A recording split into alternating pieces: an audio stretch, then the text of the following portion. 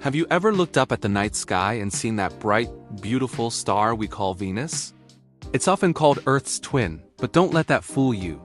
Venus is more like Earth's evil twin.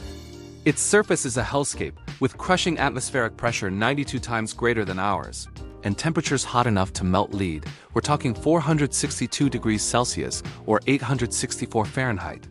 Landing anything there seems impossible, right? Well, someone actually did it. Back during the Cold War space race, the Soviet Union set its sights on this mysterious planet. While the US was focused on the moon, the Soviets became obsessed with Venus. Their program was called Venera, and it was a story of incredible perseverance. The first few attempts were, well, not great. Probes were launched, but they failed one after another. They were crushed, they melted, they lost contact. It seemed like Venus was actively trying to destroy anything that came near it, but the Soviets were relentless. They learned from each failure, redesigning and reinforcing their landers. They built these incredible spherical probes, basically like armored bathyspheres, designed to withstand the immense pressure and heat for as long as possible. Imagine building a spacecraft that has to survive an environment more hostile than the deepest parts of our oceans, but with the heat of a pizza oven. It was an astonishing feat of engineering. Then, on December 15, 1970, it happened. Venera 7 made history. It survived the fiery descent and became the first spacecraft to successfully land on another planet and transmit data back to Earth. It only lasted for 23 minutes before succumbing to the heat, but in that short time it confirmed just how brutal the surface was. This was a monumental achievement, a first in human history. The Soviets didn't stop there. They sent more probes. Venera 9 and 10 were even more advanced. In 1975, they sent back the first ever images from the surface of another planet. Think about that for a second. For the first time, humanity saw what it was like to stand on Venus. The pictures were grainy and black and white, but they were breathtaking. They showed a desolate, rocky landscape lit by an eerie orange glow from the thick, acidic clouds.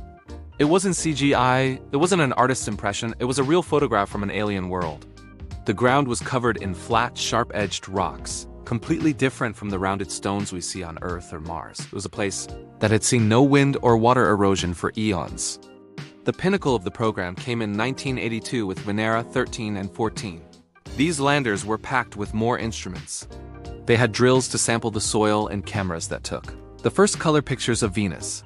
These images revealed a world bathed in an oppressive orange-yellow light. The sky wasn't blue, it was a thick, soupy orange. The rocks and soil had a dark, basaltic look. Venera 13 survived for an incredible 127 minutes, a record that still stands today.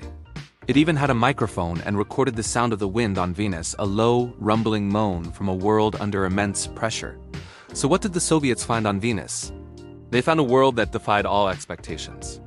They found a place of crushing pressure and scorching heat, with a landscape of sharp volcanic rocks under a permanent, toxic orange sky. They proved that with enough determination and ingenuity, humanity could reach out and touch even the most hostile worlds in our solar system.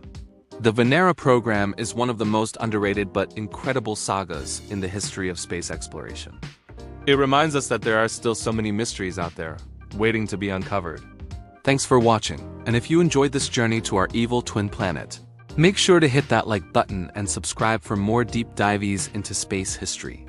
See you next time.